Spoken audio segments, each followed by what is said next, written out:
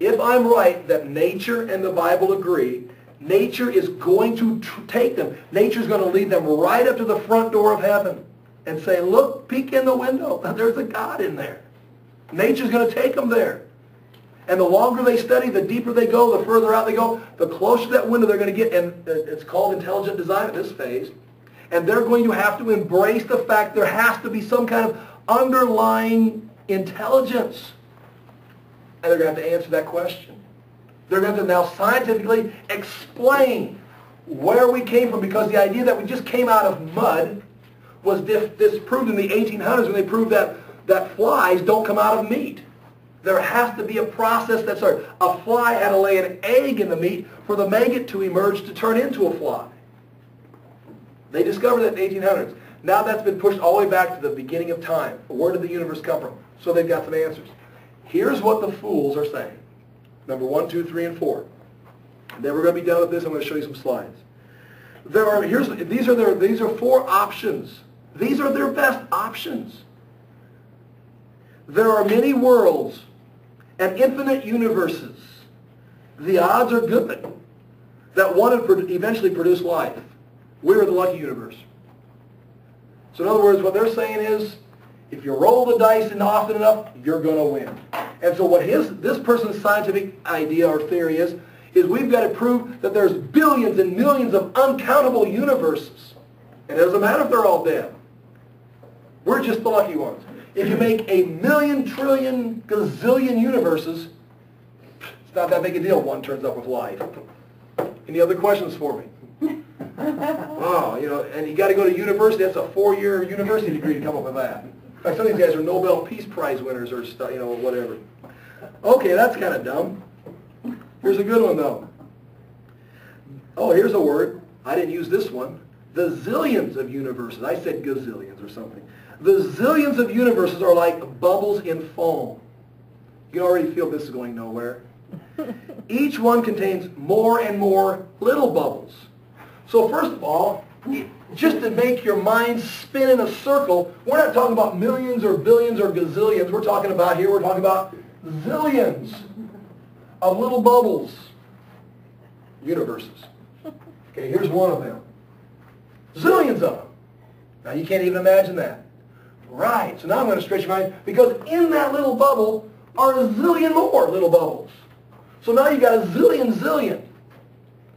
And now, okay, and me as a shop teacher, I cannot understand that.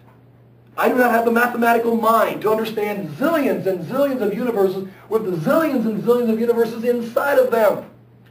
So I have to forfeit and say, I'm not that smart.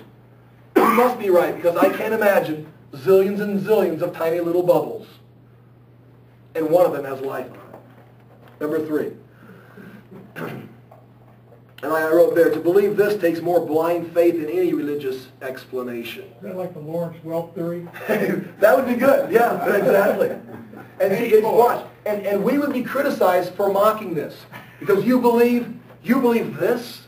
My gosh, we've got authentic proof. We got history. I would rather prove the Bible than the zillions of the Lawrence Welk bubble theory. Number 3. All possible states of quantum interaction. Okay, I'm already lost. All possible states of quantum interaction have been actualized, so slightly different versions of our universe are constantly splitting off. It's kind of like the zillions of bubbles idea, but every time you make a decision, your universe splits. See, now we're into what's that, where they were doing that, the Matrix. It's like, it's like, whoa, this is really blowing my mind. Yeah, this is advanced science right here.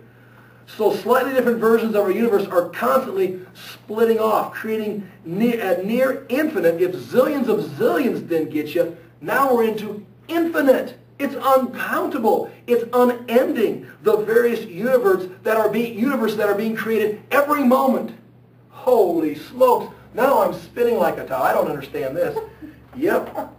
One scientist points out that this statement is not science when he says, invoking an infinite of unobservable universes to explain the one observable universe is a grotesque violation.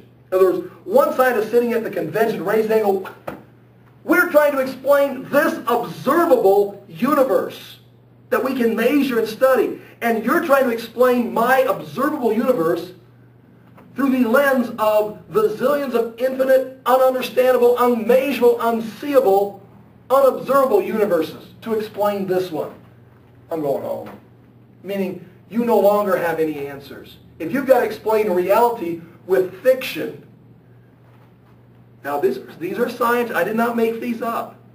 This is like, so if evolution is true, they go through all this, they've got to fight off all the Christian attacks and all the intelligent design attacks and all these, and okay, good job, you fought off all. What is your explanation? Well, these are them. There's one more good one. Now this was, the one who wrote this earned a Nobel Prize. Wasn't this on Expelled? Yeah, I think this is probably on Expelled, yeah. This guy. Yeah, this guy was not a shop teacher. Who? Number 4. I'm talking about number 4. Who was it? What's his name? So he was in Nebraska this last week. Dawkins. Yeah. He's a guy out of London, and he's supposedly this genius.